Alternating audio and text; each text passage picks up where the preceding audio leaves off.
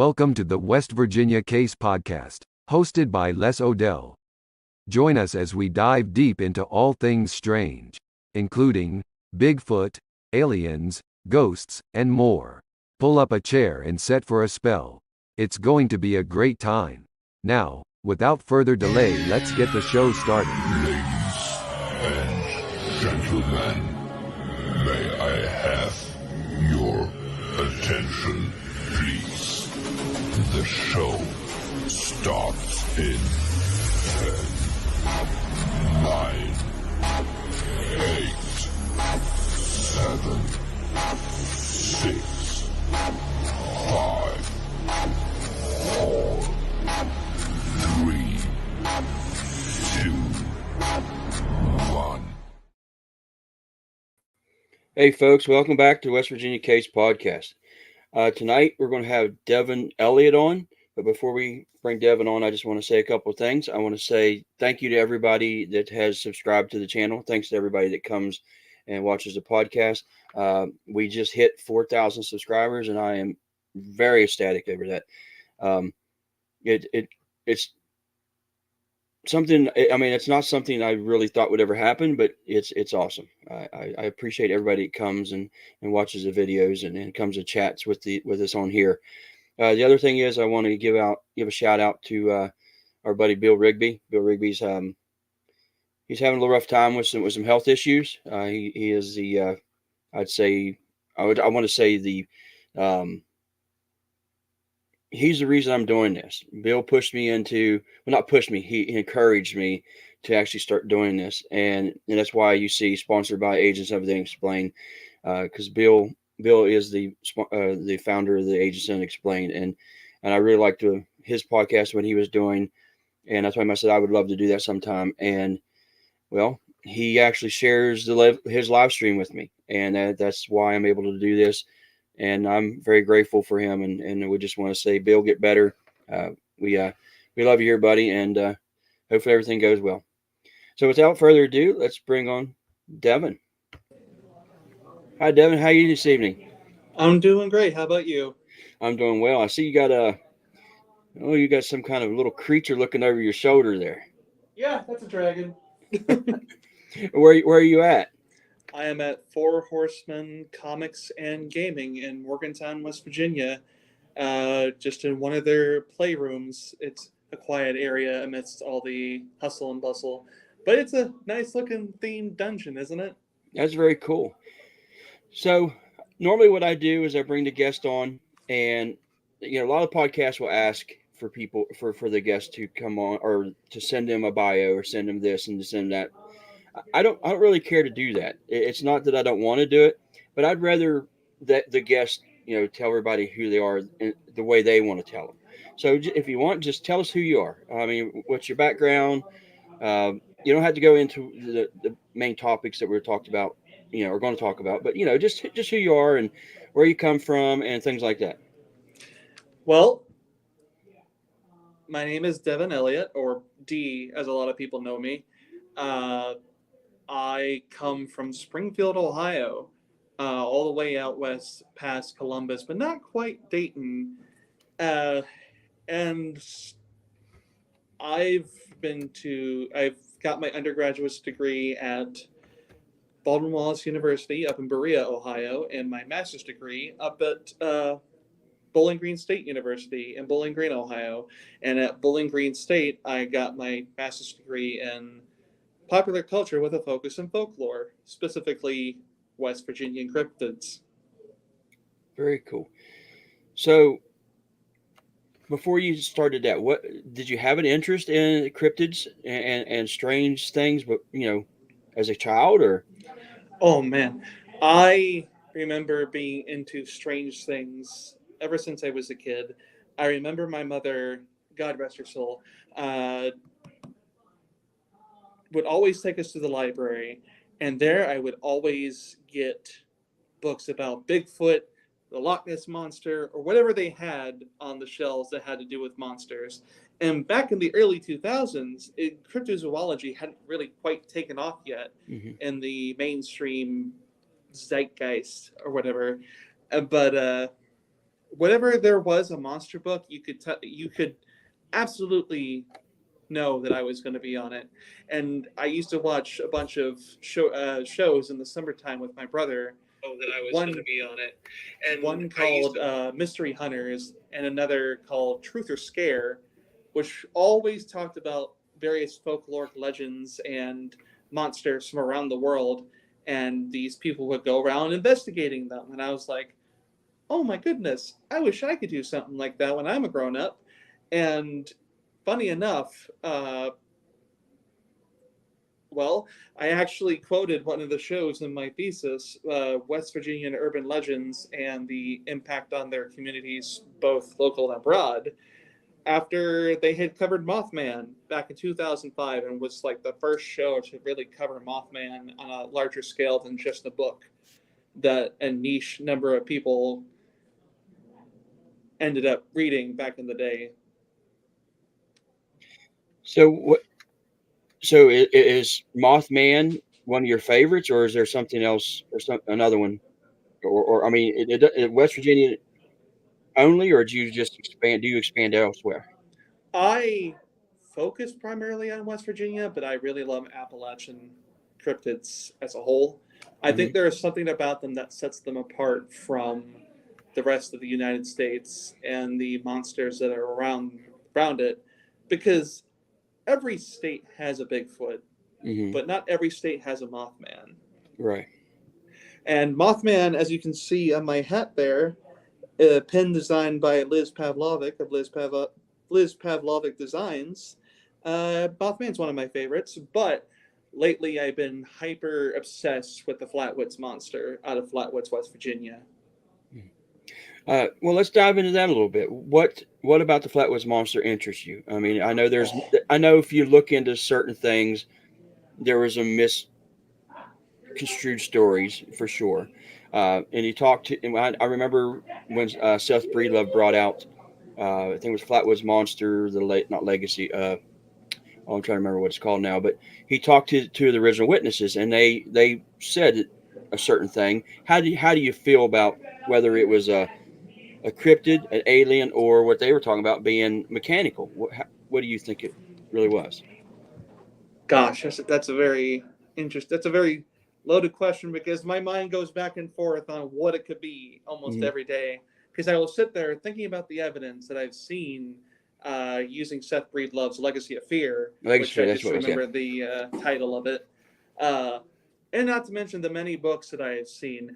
I personally think, out of everything, it's a mechanical exosuit over a biological being.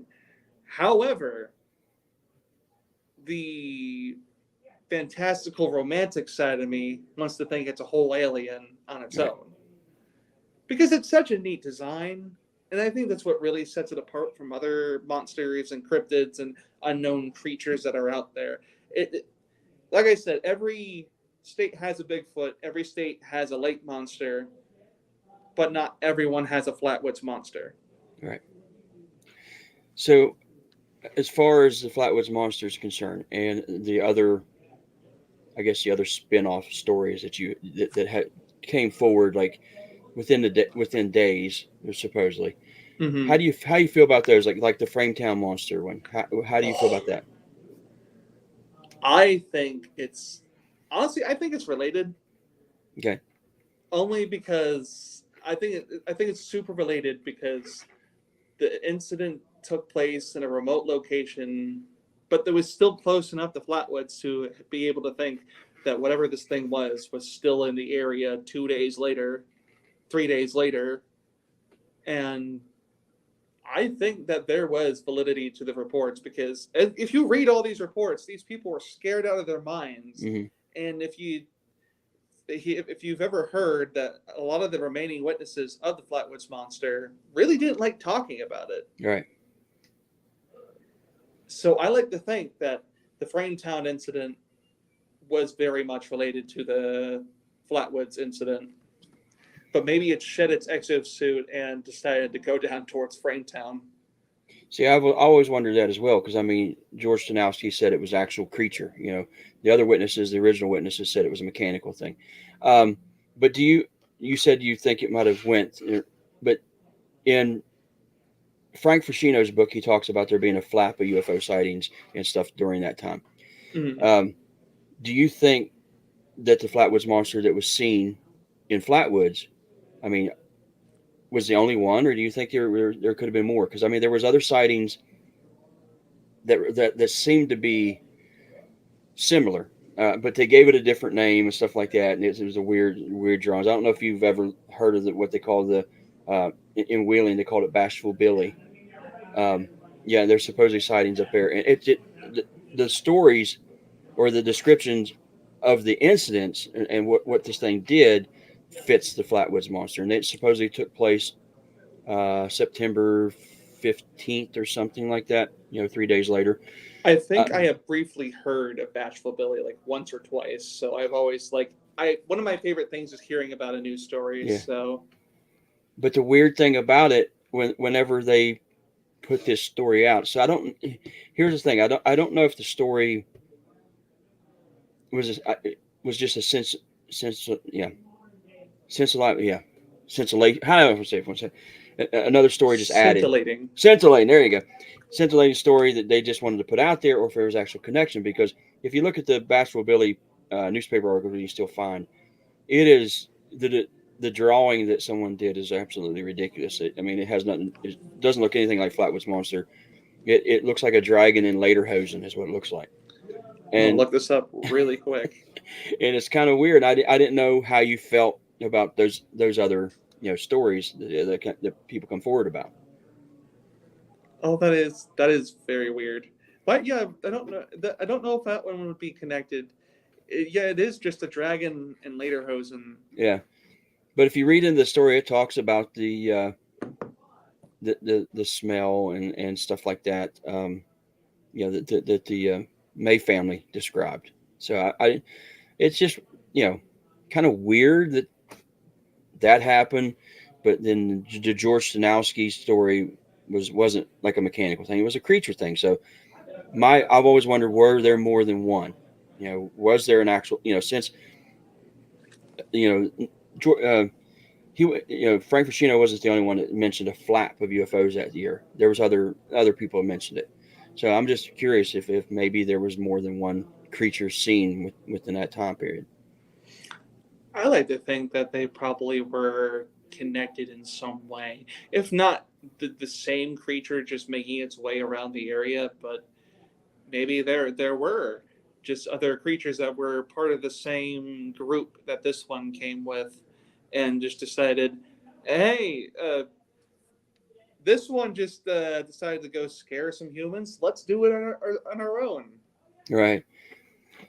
So you like Appalachia folklore, I do. and everybody knows most people know the Flatwoods Monster. Most people know for sure. Many people know Mothman. Is there one in particular that's kind of not well known that you really like? The Agua, the two-headed turtle known as the Uh-oh, we lost. All right, you're back. I lost you here for a second. What? the Agua, Okay. Yeah, I the know. two-headed turtle. Yep. Absolutely. That's a cool one. Cool one. I like him as well. What else? Anything else? Oh my gosh! There's Sheep Squatch. There's the Snarly Yowl. There's the Snallygaster. There's oh my gosh, the Cheat Lake Monster. And there's so many there's so many creatures in Appalachia that I find fascinating because I had actually looked into the reasons why there were so many strange monsters in Appalachia. A lot of people in Appalachia are Scottish and Irish and British descent. Right. And when I was talking to the gentleman who helped popularize the Grafton Monster, he said, well, stories about fairies and unicorns turned into aliens and Mothmen. And so all the bizarre, unique creatures of fairy folklore and the Fae folk and all these terrifying monsters from Scotland and Ireland became Flatwoods Monster, Hmm. Mothman, things like that. Everything had such a unique design and not design, unique appearance compared to other sightings, in my Right. opinion. And not to mention, you have Swiss and Dutch influences with the Snallygaster Right. and the whatnot. Yeah, I've said that too. I've had somebody ask me, why do you think there's so many, in Appalachia, why there's so many different creatures and folklore stories about monsters, and I've always said I think it has to do with the heritage. As many people has immigrated here, they've brought stories from their land, and the stories may have grown to fit this region, but I think they all have an origin in those homelands, I guess you'd say. I mean, do you feel that way as well? I do. And considering how storytelling is the oldest art form in humanity, when you have a state like West Virginia where there's not a lot of electricity throughout it, even throughout the 1950s and 60s, and not a lot of ways for people to get around easily, storytelling is how people entertain themselves. And so, you have a lot more time and ability to create fantastical stories based on even what may have been an alien or may have not been an alien. The story Right. is always so much cooler. Yes, I agree. Um, we're going to jump back to Flatwoods Monster again. I don't know if you've heard me talk about this. I was in the Fairmont Library last year, Mm-hmm. and I'm looking into giants here in the area, I remember and that. not just here in Marion County, but in West Virginia. But at that point, I was looking at a giant story in an area called Boozville. So I'm looking for a particular uh, ledger for a graveyard or cemetery, and I went in and I kind of keep stuff on a down low when I go in places like that. I'm just like I'm looking for. So I walked in. I asked the fellow. I was like, "Hey, are you?" Or I'm looking for this particular uh, cemetery book. A log or records or anything like that.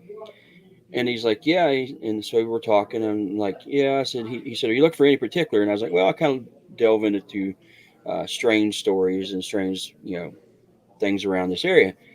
And he looks at me and goes, "Well, you know the Flatwoods Monster, don't you?" I'm like, "Yeah." He said, "Do you want to hear a strange story if you think you're in a strange?" I'm like, "Yeah, absolutely." He said, "I seen that thing when I was a kid."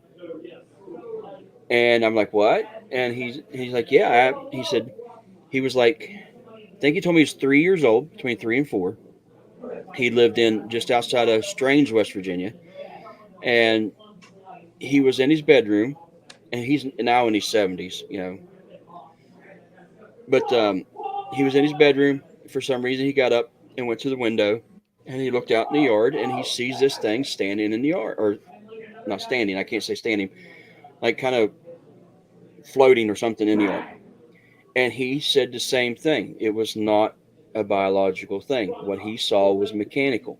He could see like what he would now say were pipe pieces, like pipe fittings, and everything was symmetrical. That there were angles, but it was a mechanical thing, and that fit right in with Freddie and Eddie May. So I thought that was pretty awesome to actually meet somebody that wanted to come forward. I mean, he's still reluctant to let me record him. I wish he would let me record him so I could get documented, his story.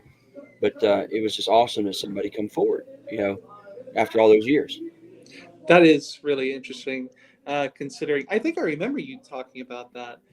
Uh, it's nice to see stories overlapping like that, which further adds to the validity of the Right, entire incident as a whole. And heck, even in Fallout 76, which is a video game, right, it displays the Flatwoods Monster as being a creature in a larger exosuit. right. Well, I mean, even the drawing that supposedly Kathleen May did the description for the New York uh, police officer or police sketch artist. That wasn't correct. They did that. Police. My understanding is that that sketch artist took his own liberties to draw, to sketch what the actual sketch you see now. Um, they kind of like scoffed at him, and it was because it was her and um, Gene Lemon, I think, was the one who went to New York, Mm-hmm. and they kind of scoffed at him. And when they did the description, they's like, "Yeah, we'll put this in there, put that in there." I guess is my understanding. I mean, that's what I've heard through the grapevine. Have you ever heard anything like that? That it's not, that's not the technical or the actual draw. I mean, it's the actual drawing, but not what they really described. I have never heard that before. I Okay. mean, I've heard whispers of, reports like these being embellished Yeah. by news stations and reporters for publicity's sake. But imagine having your report slash sighting gussied up like that. Yeah. Does it still resemble what they saw? What of it was accurate? Right. I think probably the main thing that's probably accurate is the head, or the spade shaped head. That's Uh, very unique. yeah. I mean, they did describe that. I mean, there is some publications or whatever you want to say where they say that Kathleen just said it had arms, but then there's other ones it's never mentioned. So, like I said, and Eddie and Freddie Mae both said it was a mechanical thing. So, I like to think it was a mechanical thing, only because they had found I believe they had found motor oil or something along the lines of that at the site afterwards, and what appeared to be tire treads. well, yeah, there was some kind of black oily substance, is what they called it, and then there was scuff marks, some kind of scuff marks. Some people say that was just from an old tractor, or an old truck, or something like that. But my understanding is once they seen this thing fly across the sky and land or crash on the hillside, when they went there, they actually seen the flashing red light on the ground for a moment, and then one of them had a flashlight, and that's when they turned and seen the creature, or whatever you want to call it. But then there is a whole conspiracy behind that.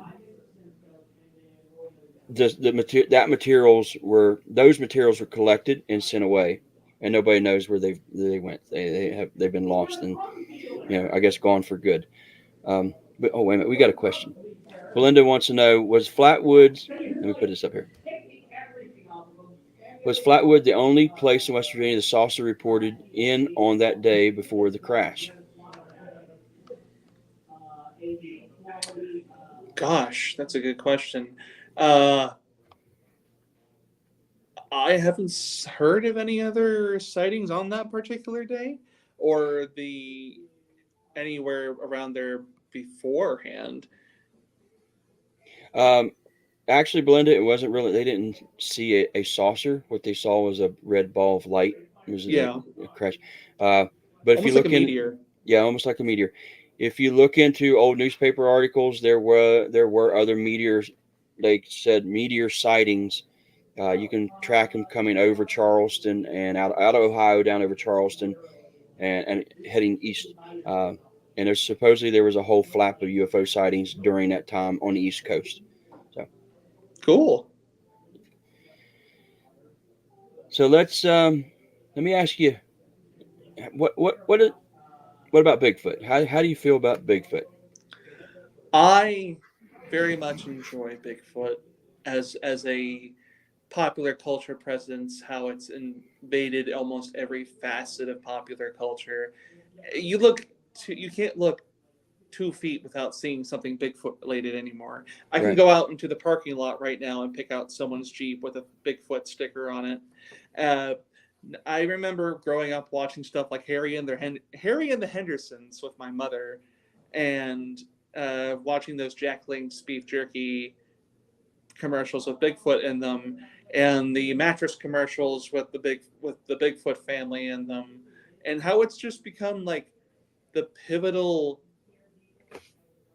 symbol of cryptozoology over the years. What about your belief in it? Do you have a belief in it? You think it could exist? I think it is. I think it does exist, and this is my reasoning why. There are so many sightings that are way too similar all across the world, not just one little area, but all across the world. You have the wild man out in England, you have the yowie out in Australia, you have the yeti, you have the hairy, you have the yeti out in Nepal, you have the hairy man in Japan. It just, there are so many different types of large humanoid hairy people just out there in the woods, either interacting with people or staying away from people, that I'm sorry, go ahead. I don't think there's any way that it doesn't exist. You just said something I found interesting. You know, some people call it a creature, some people call it a monster. You said hairy people. Do you believe it's a type of person, or do you believe it's a creature like a primate of some sort? I think it's a very early form of society, almost like a Neolithic people, because of the way they communicate over long distances, because of the way they use rudimentary tools, because of the way that they just act like people. You don't hear about many people being attacked by Bigfoots, big feet. Yeah. Unless they're harassed. And whenever you hear about someone saying, "Oh yeah, they just came out of nowhere and beat the crap out of me and my girlfriend." Okay, but were you camping in a place you shouldn't have been, or what were you doing to invade on this creature's land? Okay, You know? let's take Bigfoot and jump into West Virginia. Do you believe they're here in West Virginia? Oh yeah, Okay. they're all over the place here, Do you especially down believe? near Sutton Lake. Why do you say that? I've heard of so many occurrences down near Sutton Lake, near Flatwoods. It's mind-boggling to hear how every 2-3 weeks there's another Bigfoot sighting there. Yeah, it has become, I guess, prevalent here recently. Do you think it has to do with the actual festival and the museum and stuff like that? Maybe bringing people forward. I would say so. I think there's a lot more people that are more readily comfortable with coming forward with their stories because of the love of these icons in popular culture. They don't feel as ridiculed. Everyone has a story about something strange they've seen anymore. Right. And now you don't have to tell it over a campfire. You can just get together with people and share stories and be like, "Oh, let's talk about this. What did you see? What do you think it was? How is it affecting you right now?" Okay, let's stick with Bigfoot. Do you think the Grafton monster was a Bigfoot? Do you think or do you think it was something else? Oh gosh, that's a good one. I like to think that the Grafton monster was its own thing, Mm-hmm. because of the way it was described seems too large to have been a Bigfoot, if that makes sense. Too Okay. bulky. Okay, I can see that. I can understand it. And not to mention the fur. Yeah, I in my opinion, I think it was a Bigfoot. Maybe, they just didn't know what it was, at the time, because technically it just wasn't known. You know what I mean? Especially big, because if you look at it in here's my opinion. If you look at it in time perspective, it was 1964. Mm-hmm. The term Bigfoot wasn't coined until 1958. So we're so used to, when we want information, we can get it like that right now. We can look it up. We can get online. We can find it. So the term, that name being coined in 1958 would take time to spread across the United States. I mean, especially through the media they had at those time. I mean, I know it hit newspapers and stuff, but so technically they didn't know what to call it. And if you think of the way this thing was shaped, hulking, wide shoulders, said it had void of head. But if you also look into some reports where they talk about the head seems to set directly on the shoulders, like, and if this thing had its head forward, maybe it would appear that it didn't have a head. Especially if the trap muscles or whatever, which in some instances people talk about, they start at the top, like near the top of the skull, and come down. Then you talk about the whistling. You hear now you hear a lot of people talk about experiences with Bigfoot where they whistle. Native Americans talk about the whistling, from these creatures. Some cultures even have some Native American cultures even say, don't whistle while you're in the woods because that will attract these things and they'll carry you off. So I think it probably was. As far as the skin or the hair, if it did come from the river, if it wasn't, because there are reports of white or gray colored Bigfoot, maybe it was wet. Maybe that's just, and at 11:30 at night, he was, and Robert Cockrell said he was moving at a rather fast speed and then floored it when he went by it. So maybe he didn't get a good look at the actual hair. So I believe it was a Bigfoot of some sort. I'm not really inclined to say that it was something from somewhere else or anything like that. Then the other reason I say that is because I took a couple other reports of something that was similar seen in that area, but years later, and talking about it looked like it had a head, or the head looks like way low slung.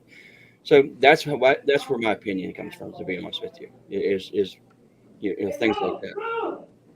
That makes sense. That actually makes a lot of sense, especially with the whistling, and especially since it's right next to the Tigard River. Right. Was it the Tigard? I believe it was the Tigard. Yeah, okay. It's a tiger. Yeah, it's a tiger. Yeah. That makes a lot of sense now that I'm thinking about it. I've heard theories that the whistling was that of a saucer just down by the bank, which is a little far-fetched for me. But Yeah.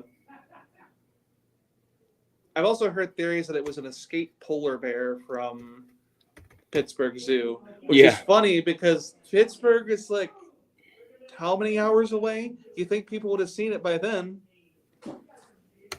Well, the one that really gets me is they said it was a complete. Because I guess there was another sighting, somewhere closer to town, and they said that was just a mistaken identity of someone pushing a like a cart with boxes in it, and they mistook it for this creature. And I'm like, how do you do that? Some kind of bipedal creature, and you mistake boxes on a cart for it. It's kind of weird. And not to mention that road, the side of the road was dirt. Why would someone be trying to do that at that late at night? Like, I understand that there are homeless people, but even then, are you going to be moving along at night with giant boxes and possibly getting hit by a car on the side of the road? Right. So, I heard you talk about Fae and the Fae folk. The Fae folk, yes. Yes. Tell me, I mean, I'm just now getting kind of interest. I mean, I've always had an interest in like, what do you want to say? Like, because I'm Scotch Irish, I guess, or whatever you want to call me. So I've always heard about the gnomes and stuff like that. A little bit of that. What in West Virginia? Tell me some little bit of lore about Fae folk in West Virginia, because I've not heard a lot. Have you? I mean, do you know much about that? Or I've actually tried to look into this. Gosh, that's a good question. Fae folk in West Virginia. See, primarily the Fae folk stayed behind in Ireland and Scotland, but there were absolutely stories of little spirits helping out people when they were coming to this new world, and or causing hell for them. Right. There's not a lot on it. I've looked at it's something I want to look more into at least. Yeah, because I get a lot of people asking me about Fae folk or little people, the little people, in Appalachian. They're the only story I can come up with that I found are the moon-eyed people. You know much about Oh, you know much about the moon-eyed people? a little bit. What, maybe see. Tell me a little what you know, because you probably know more than I do. The Moon-Eyed people are a race of people that hide out underneath a mountain and have eyes that are so sensitive to light that they cannot stand being in the sun Hmm. and can only be around the moon. Hence the term the moon-eyed. The moon-eyed people, they can only stand the moon. And did they? And I also heard that the Cherokee waved, or not waved, but declared war against them and eradicated them. Have you ever heard of that? I have not. Okay. Yeah, I didn't know if that was actually true. I didn't know. I mean, I've heard that a couple times because I really would like to look into that more. I know it's more the southern part of Appalachia is where these things were supposedly seen.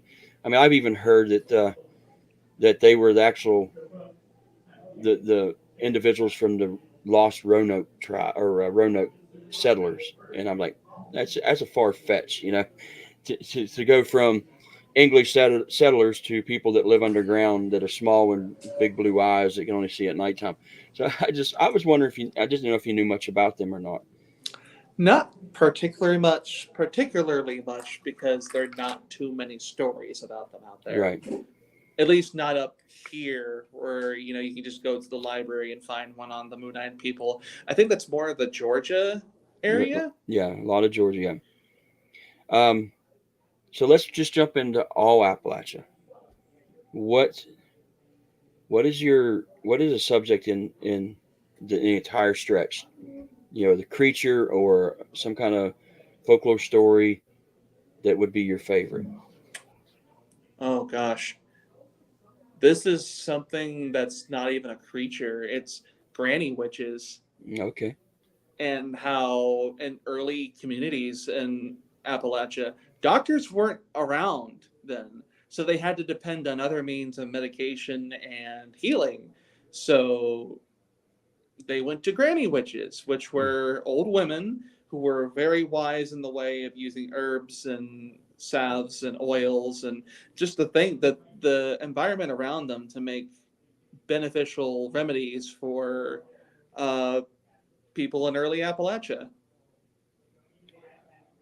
Yeah, because my grandma on my dad's side, I didn't know what the term was when I was a kid, but I remember her.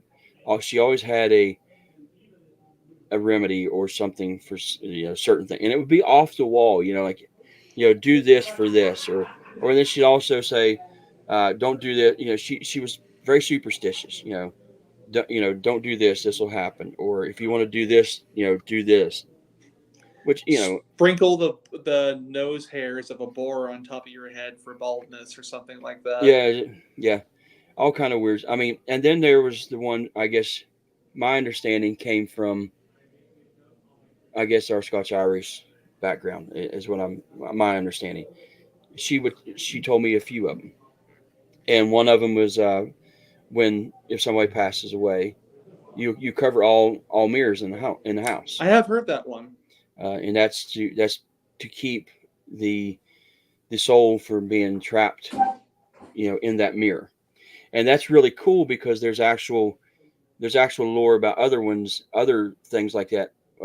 These little spirits get trapped in things like that, and they're malevolent spirits, and they're called shinies. And there's supposedly these little mischievous, evil, whatever spirits will jump from different shiny things. So I don't know if that had anything to do with it. But she also told there was one she told us when someone passes away. Another one when someone, another one had to do with somebody passed away. When you carry them from the home, you carry them head first. That way they can look back into the house and, say goodbye to the loved ones as they leave the home. Never go feet first. It was another one she told us. That's really Okay. interesting. We got here was Danny say. The way I understand, a lot of modern medicine and ways are based on the old ways. Mm-hmm. Yeah. Everything has basis in old remedies that were tried and true and practiced until, that's the way we do it now, because this has been working for hundreds of years. Why not do it that way forever? Right. Absolutely. Here's another one. My grandmom was born with a veil over her face and was a granny witch and passed it down to my grandmom. A lot of herb and woods items would be used. Wow. Let me ask you about. She mentioned that veil over the face. Do you know much about that? When somebody was born with a veil, they supposedly have the, I have heard about that. They're supposed to have this touch to them that they're more sensitive to the world around them, and it allows them to just communicate better with the spirits and be in tune with nature and find ways that are able to help people. Right. Okay. Well, let's expand on that a little bit, because that kind of leads into like the paranormal side of stuff.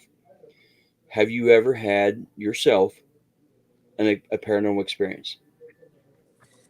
See, that's a loaded question and a half, only because I try to keep myself in the middle of the belief system, which is dubious at all times, but still wanting to believe. Right. Everyone has a story, but I have so many different. Actually, I have one. I was in Japan. I studied abroad for 6 months in Japan, and it was a day off. We had a day off from school and everything, and I just thought, oh, I'll just stay in and watch some shows or something. But then I kept hearing a voice in the back of my head saying, there's probably something really cool if you just get up and get off your butt and go. And I was like, okay, whatever. I looked down.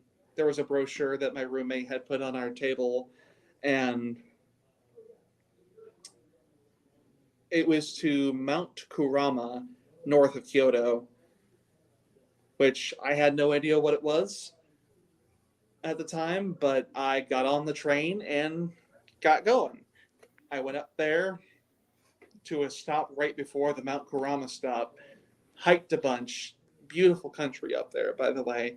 The cedar trees are just magical, and the shrines around there, you can feel something. You can feel something in the midst of this massive belief system of Shintoism. Uh, After that, I was pooped. I had been sitting there drinking coffee or espresso or whatever, thinking about what to do next. I thought I would just go back home, but then I kept feeling that urge in my head to keep going, because there would be something really cool for me waiting there. And so I got on the train and went to the last stop, and lo and behold, there was a massive statue of a tengu there. I'm not sure if you've ever heard of a tengu before, No. which is it is a big, red, long-nosed man with wings in some cases. Other cases, it's a humanoid crow. Huh. No, I've never heard of that one. There was a statue of one of these things' faces with the long nose, and I saw this. I started freaking out because, being a monster and yokai lover, I knew what it was instantly. And I had seen pictures of this on the internet all the time. And so I just got out the train and started walking through this really old, ancient town. And just something kept telling me to go up and up and up. the side of this mountain, Mount Karama. It took me like 2 hours to hike up this mountain. Absolutely dead by the end of it. I remember just how forceful that pull felt. And then I was on top of a Buddhist temple that was dedicated to these creatures on this mountain. And then I got to the very top of the mountain. There was nobody else up there. There was nothing but the sun rays beating down on me and the wind going through the trees and just the setting sun in the distance. You could see the stars starting to come out above you. You can still see it in my mind, one of the most beautiful places I've ever seen in my life. There's no cell service, and I just sat there and enjoyed it for 15 minutes. Not a single soul came up there. It felt like it was just a moment all for myself as I sat there next to a little shrine. Came back down from the mountain afterwards, got into a onsen, which is like a cool communal bath area, watched the stars come out above the mountain, and then I go home feeling amazing, being the only one on the train home. It felt like a magical experience to me. But the thing was, I found out later that that mountain was the home of the Tengu King. And I just felt this amazing pull there the entire time. And I even discussed this with a friend who is a Buddhist monk who was very into the spiritualist side of Japanese folklore and yokai. And even he said that's a very interesting experience for a non-Japanese person to have. There's probably something there. And I'd say that's the most paranormal experience I've had. Only because it felt so bizarrely strong. If that makes sense. Yeah, I absolutely. When you're describing the statue, about with the beak or whatever it was, it almost reminds me of the old doctor. First thing that popped in my head was the old doctor's mask from the Black Plague era. Mm-hmm. That's kind of what it. I mean, I'm not saying that's what it what it looked like, but that's the first thing that popped in my head was that. What am I trying to get to? Okay, so you're into the Japanese, the creatures from Japan and stuff. Yokai. Okay. Can you explain what those are? Yokai are any folkloric Japanese creature, monster, or spirit that have been described in stories over just thousands of years. They've been around since recorded writing started happening in Japan. And even then, oral history had kept it going long beforehand.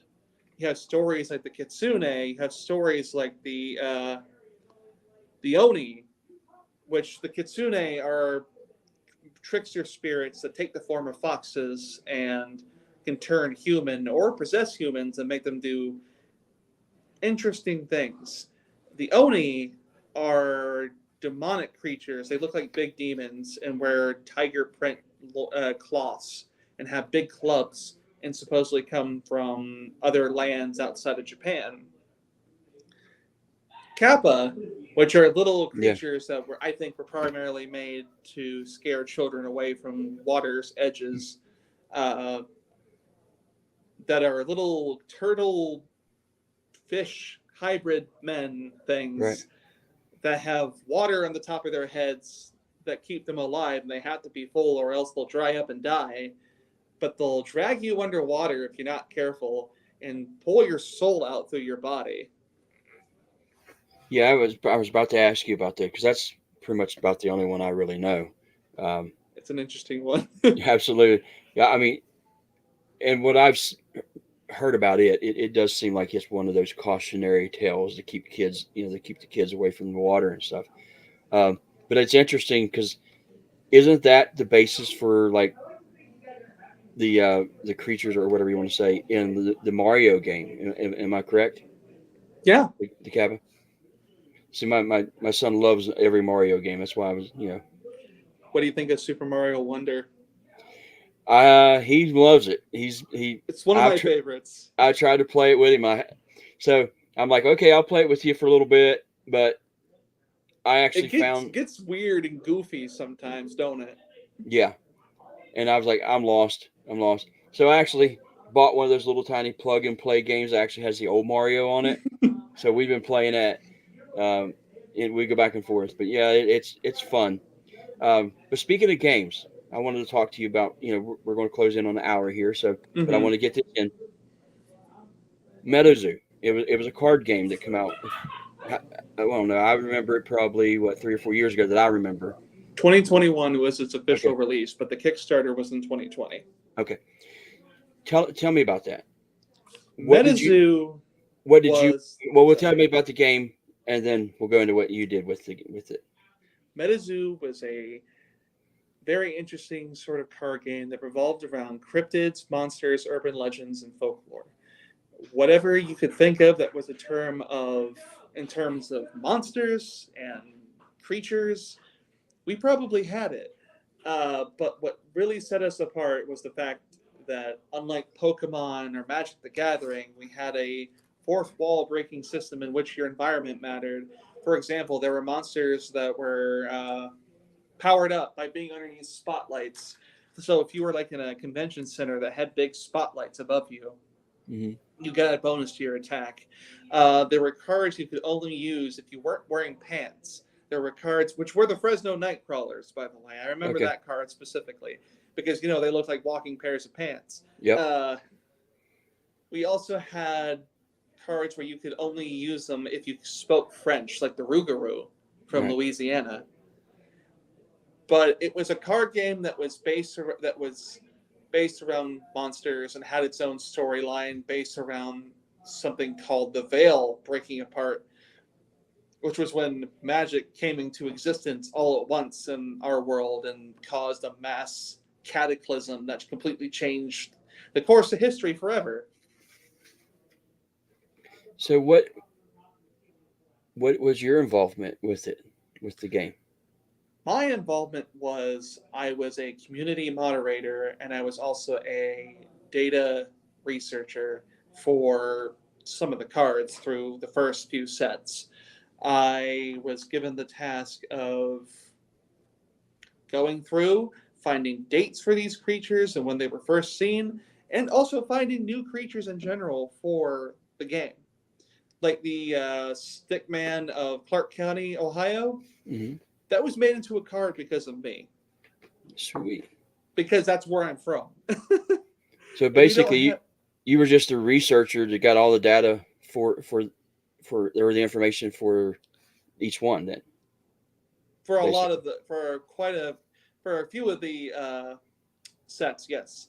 Then a larger researcher team was made, and I was still part of it. But for a long time, it was me that was getting the information for it. How many cards were brought to life based on you and your research? Maybe anywhere from 100 to 150. Wow. How many cards were actually produced? How many cryptids or folklores or altogether? That's an interesting question because we had, let's see, Nation, Nightfall.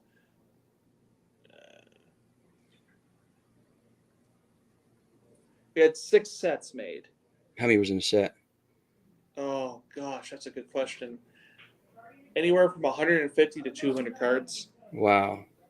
So I was responsible for a good chunk of 2 sets. Wow. That's a lot. And I know some of them cards now have become valuable. I mean, they're Especially Mothman, stuff from the early Kickstarter edition. right. People were seeing this game going, I know that monster. That's a monster from around where I'm from. Right. And we're latching onto it like crazy because of it. Yeah, I was in where was I at?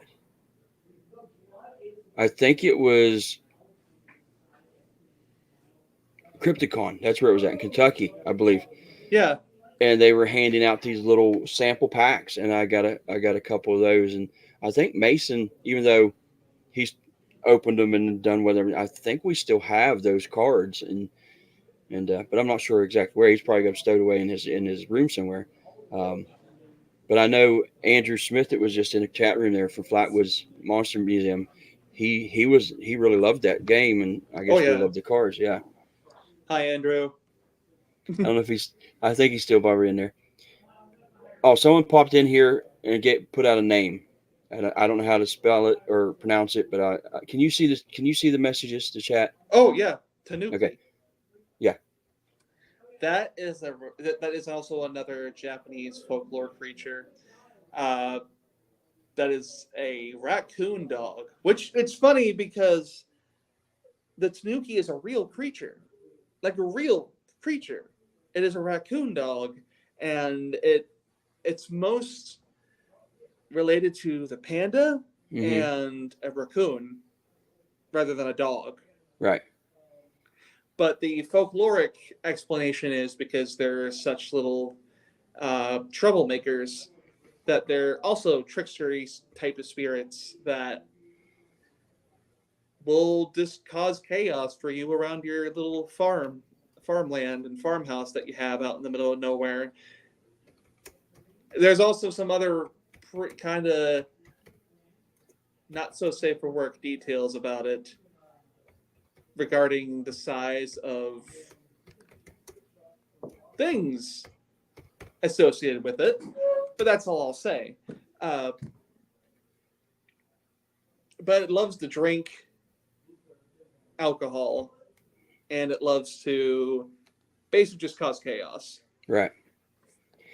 Earlier you talked about, we was talking about the Fey folk. I forgot to ask you. There was a question I wanted to ask you when you were talking about it. I mean, I know we just jumped into a different subject, but it's fresh in my mind. I want to talk about. Have you ever heard of a house spirit or whatever, I guess you'd call it, the Ovnik? Have you ever heard of that? I have not. I would love to hear about it. Well, I don't know. I don't know much about it. I guess it's I think it's Slavic. But I have a friend that it has Slavic, his family's backgrounds, and supposedly this thing has been with his family for generations. That's so cool. And I was actually, and I've talked to people that have investigated his business where this thing supposedly will hang out. I've been to his business, and I don't know if I did or didn't see this thing, but he says it like a protector spirit, like but if you offend it, it gets kind of upset. It'll do a couple things, but he describes it almost like a little black cat kind of thing, but stands up, kind of on his hind legs, and you can see it move. But when you do notice it, it would like quickly disappear, like not like poof, but kind of like drops down, like out of out of existence probably. And I've talked to a few people that are friends of mine that have had experience, at his business, seeing this thing. So I wanted to go. So I went. I was there earlier. What was it? Maybe April. Let me think here. Maybe April, May. I can't remember for sure. But I stopped by. I was coming through from some other place, and I stopped at his business. And he's like, and I'm like, look, we're sitting in his back room in his business where he has all of his personal memorabilia because he's a big military buff. And I'm looking into the one room. And he's like, are you looking for my little buddy?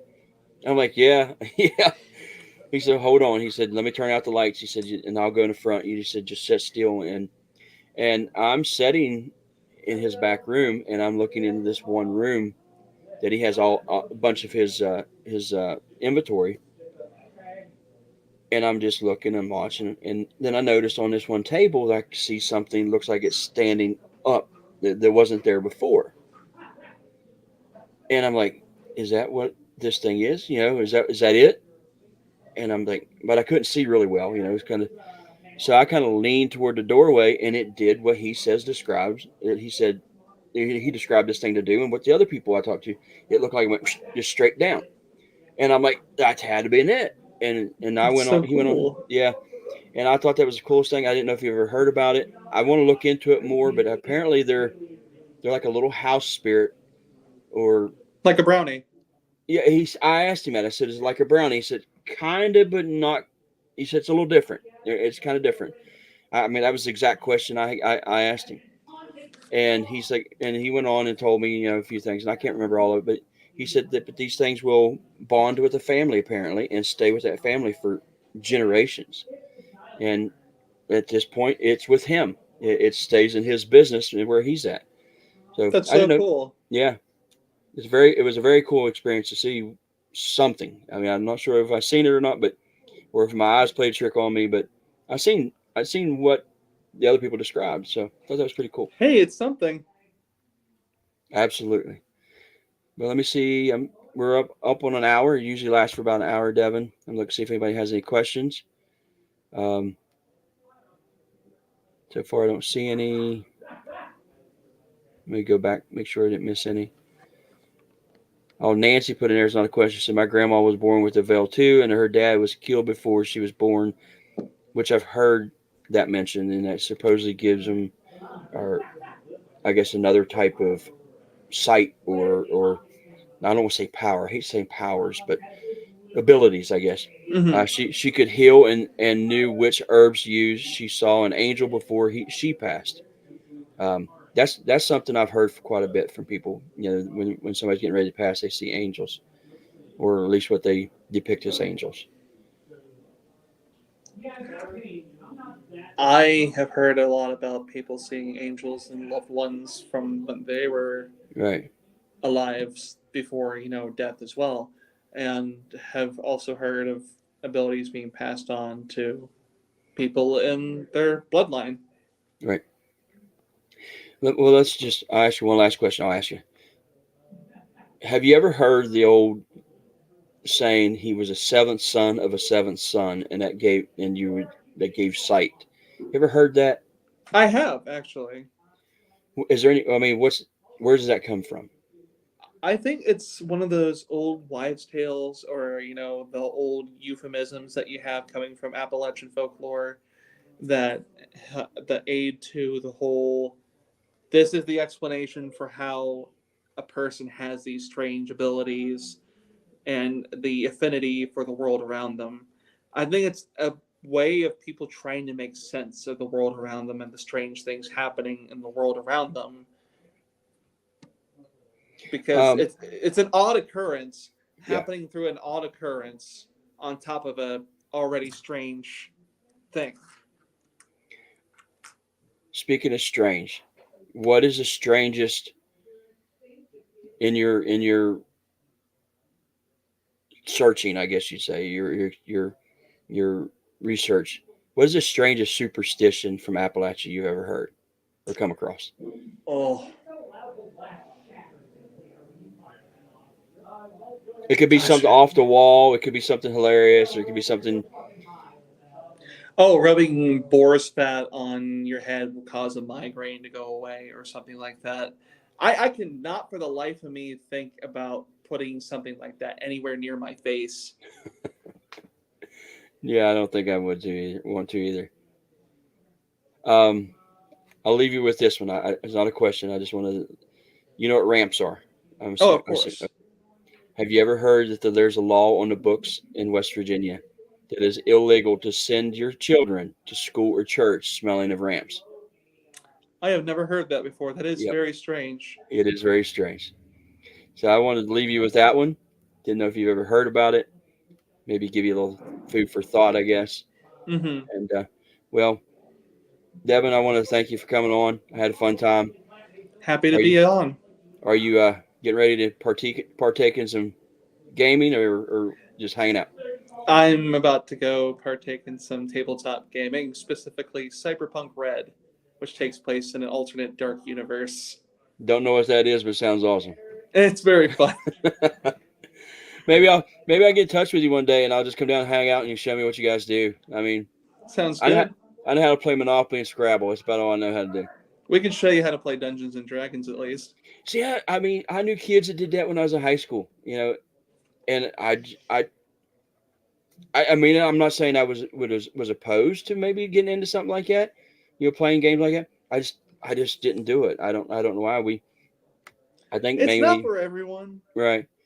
I mean, I think because I was always into the strange, weird stuff, you know, not some of that game stuff. I think it's kind of strange, weird, Overlaps a lot. quirky, yeah.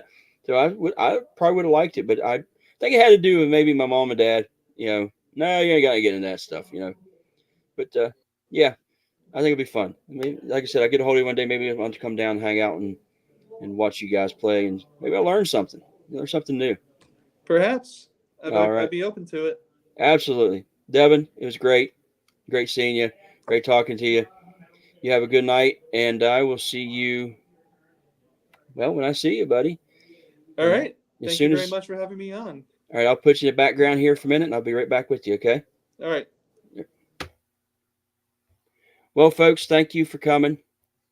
I had an awesome time. It was a little bit different than what some of the podcasts are, you know, as far as like the gaming stuff. I think some of that stuff's cool. I got younger kids that, you know, especially my younger son's really into the game stuff. He tries to get me to play it. I try, well, I do, but I don't quite understand some of it. You know, I'm more the old Mario joystick kind of stuff. And so, yeah, really enjoyed that. Really enjoyed talking to Devin. Had a fun time. And I'm glad everybody came. And again, thank you everybody for coming to subscribe to the channel. Can't believe we hit 4,000. It's awesome.